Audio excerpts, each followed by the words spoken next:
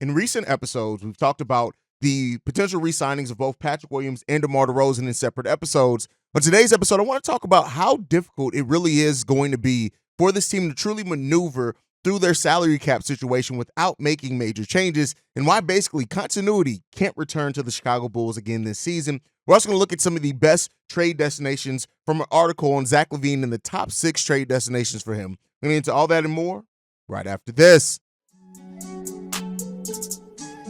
You are now tuned in to Chicago Bulls Central, your number one place for all Chicago Bulls news and content.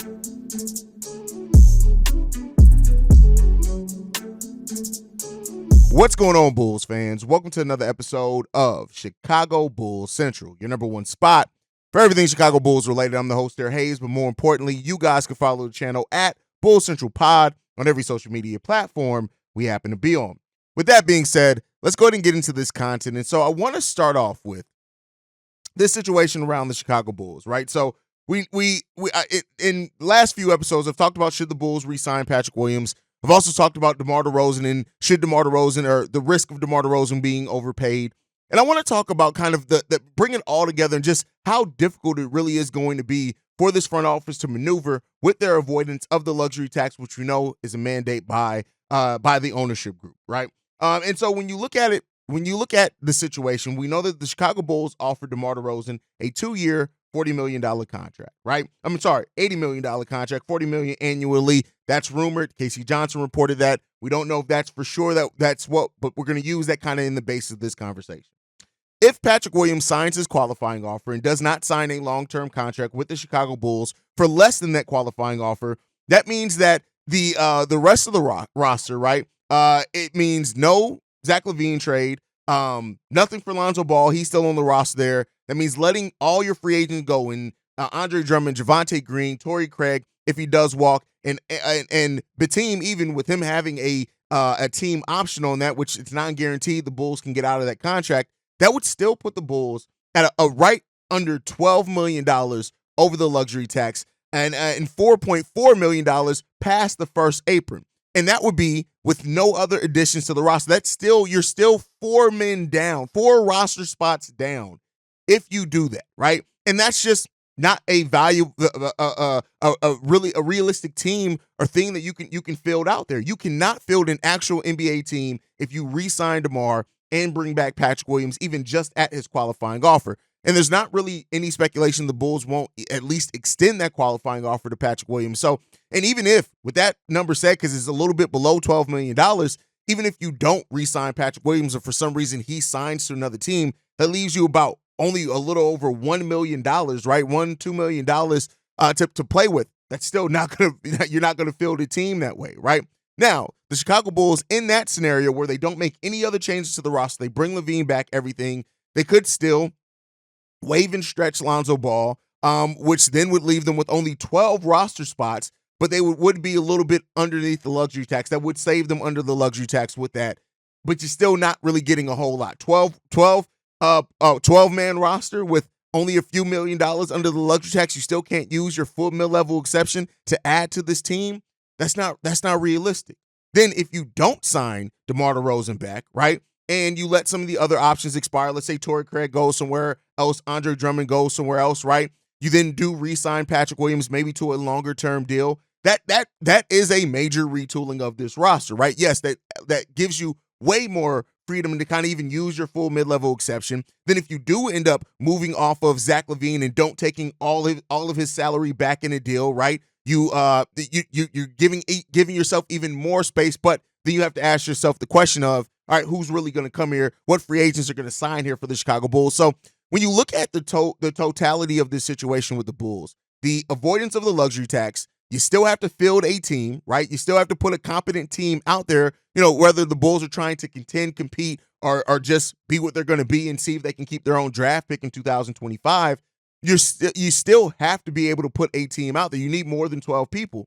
So if the Bulls do look to move on from any of their other veterans on top of not signing DeMar DeRozan, what you get back in a Zach LaVine trade probably is going to be your bench at that point, right? And that's depending on how many players you get back in that area. So it makes sense to a degree, but those are really the options. Like, full continuity is not happening. And so for some of the Bulls fans, and the reason why I wanted to talk about this is that I see a lot of guys, and like I said before, it's a valid concern. Let me be clear here. This is not me saying that you guys are not valid and you're concerned that the Bulls are going to do nothing. They're just going to run everything back. We realistically can't run everything back. So when AK talks about that there's changes coming, it's almost forced upon him, right? In a degree, it's good that he does understand that we do need changes made to this roster, but let's be very clear here. In a lot of ways, this is also forced between the not paying the luxury tax and just where you are right now. And so the Bulls they're sitting in this place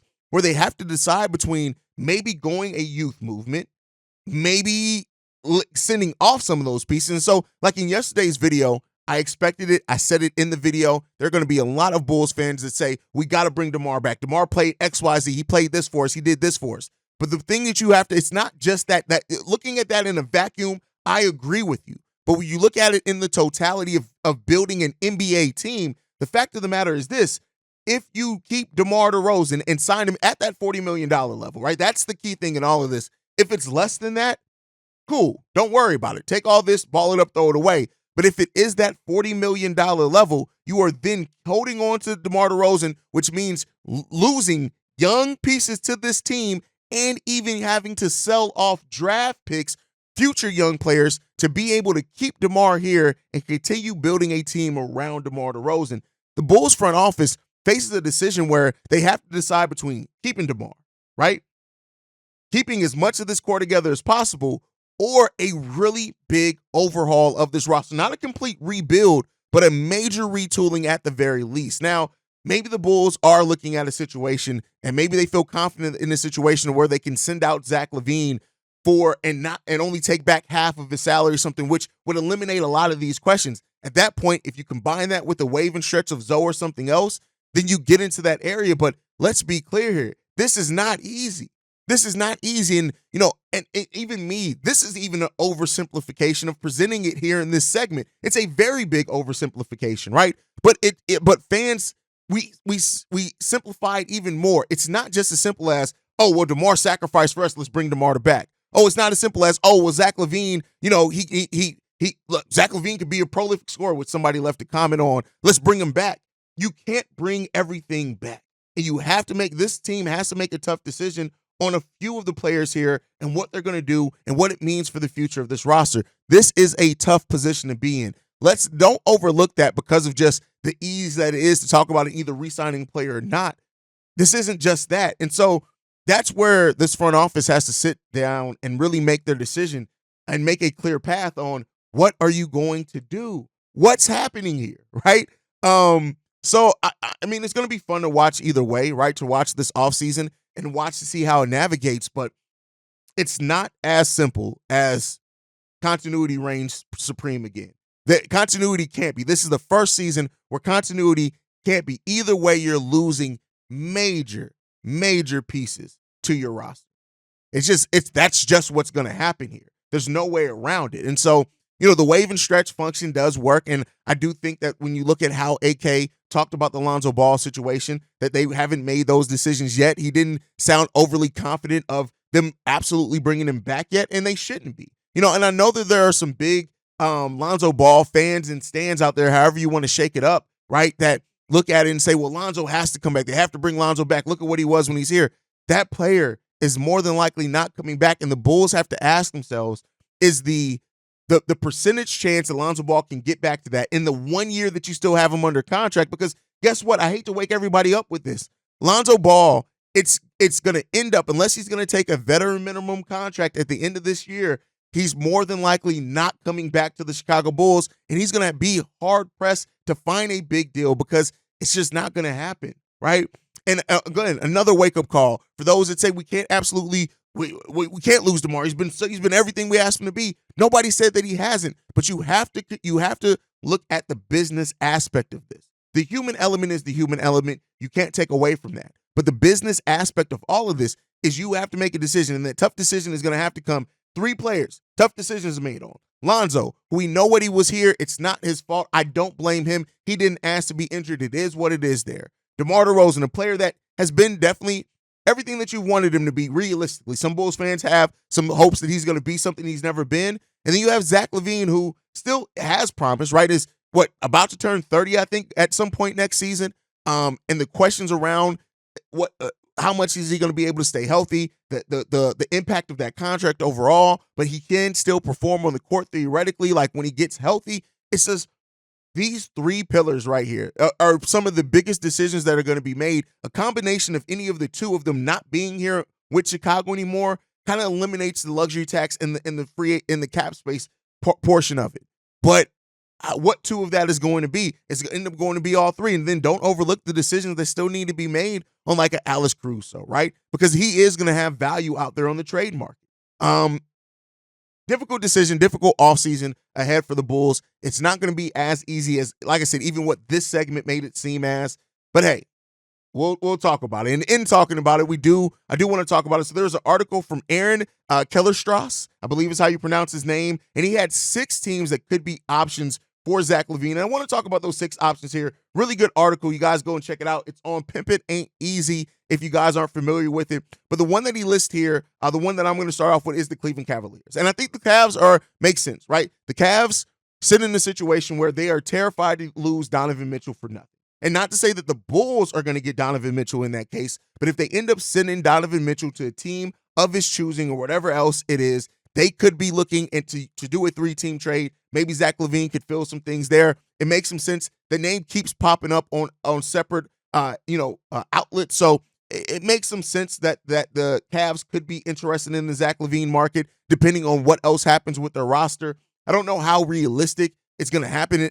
They may very well let Donovan Mitchell walk. I don't know what's going to happen there, but if they make Donovan Mitchell available in trade talks this offseason, which again, execs expected to be a busy offseason, one of those teams that could get busy is the Cleveland Cavaliers.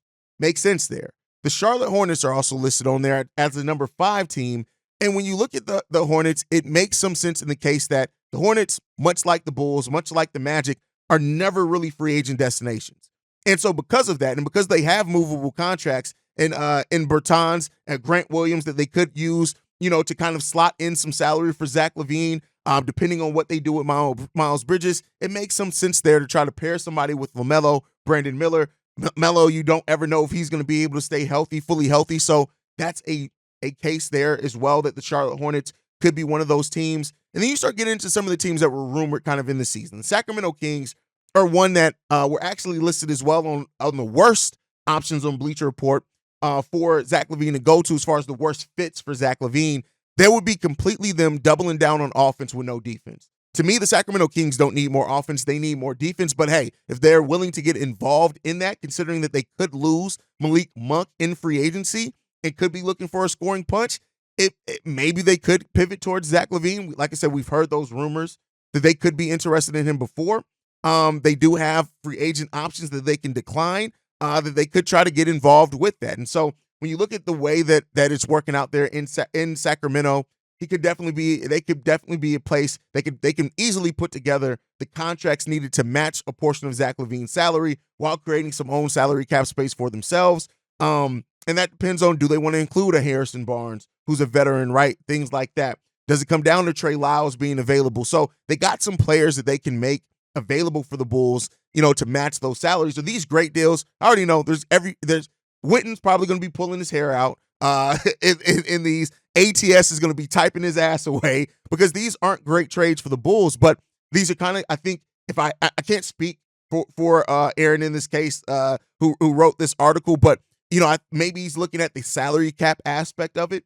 And then the Orlando Magic there as team number 3. And the Magic are going to be an interesting team because they are a team that have the defensive ability to absorb a player like Zach LaVine, right? Is that you look at them, they were ranked 22nd in offense last season. So they do need an offensive punch. And you look at what they have with how their players have rounded out and turned into defenders. A player like Jonathan Isaac, right? How he's turned into one of the better perimeter defenders in the league. And they could be looking for a scoring punch to add there. So, hey, it could get interesting. In this, they do talk about Jonathan Isaac or Wendell Carter being players that the Magic could look to move. I don't know if the Bulls are going to want to that would be a crazy turn of events to end up getting Wendell Carter back in the trade.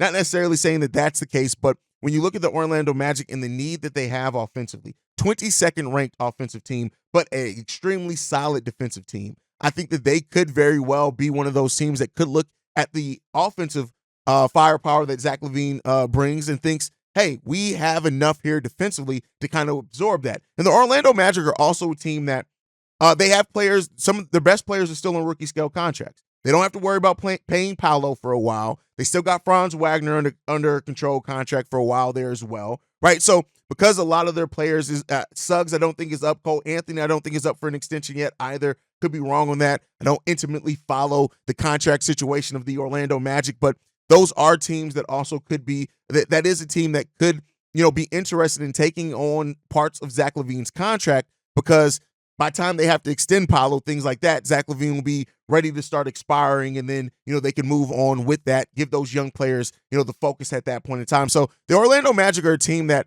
I think is going to be interesting for a lot of names out there on the trade market this offseason, because they can fill the contracts to be able to absorb, to be able to match some salaries. So, and they can also create a little cap space for themselves. I believe they can create up to $18 or $19 million in cap space, which is enough to absorb a big portion of money as well. So the Orlando Magic got some flexibility there. The question is are they willing to pull the trigger? And if they are, is a player like Zach LaVine the player that they will pull the trigger on? And they may have to just take what's left, right? And, in me and Pat's discussion over on Locked on Bulls, we basically talked about, like, the Orlando Magic have never really been a team that has signed free agents, ever, right? They've had some signings, as every team has, but they don't really sign a lot of big name free agents. So because of that, they could look to make those moves out on the trade market, because it doesn't seem like free agents are going to come there. So that's one. And then at number 2 on this list, the Atlanta Hawks on here. Now, the Atlanta Hawks are a team that everybody's kind of watching to see what they do with this. Do they move Trae Young? Do they move DeJounte? And while I don't know if either come to the Bulls, right? Again, this will probably be another team that maybe looks at that as a 3-team trade, maybe. It could make some sense. A DeJounte Murray, Zach LaVine backcourt is a backcourt that makes a lot more sense than Trae Young and DeJounte Murray, but that's if the Atlanta Hawks decide to pull the trigger on the Trae Young being the trade. It looks like they're looking to move either Trae or DeJounte Murray, but which one of those players they bet on could ultimately determine what type of player they look to bring back, right? And so they do have the contracts of DeAndre Hunter as well that they could look to be out there on top of things. So, they got to see some things. Now, Hunter, if he is involved in a trade to come to the Chicago Bulls, the benefit of him is that his contract at the most is $24 million.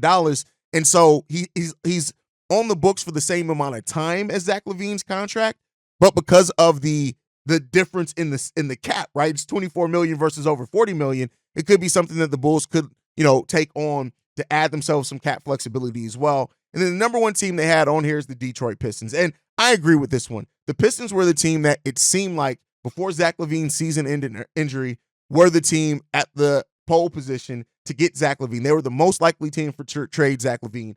And then they ended up trading a lot of those assets that they were rumored to be in the Zach LaVine trade in a New York trade or other trades. But they still have Ivy down there that they could look to move. They are going to have some cap space. We know that Detroit definitely is not going to be a free agent destination. So those things could lend itself to being a team that they pivot back towards the Zach LaVine. Clearly, the Bulls and the Pistons have had talks centered around Zach LaVine already. So it would really be truly just picking up those talks and doing a new variation of that deal, because they've made other trades.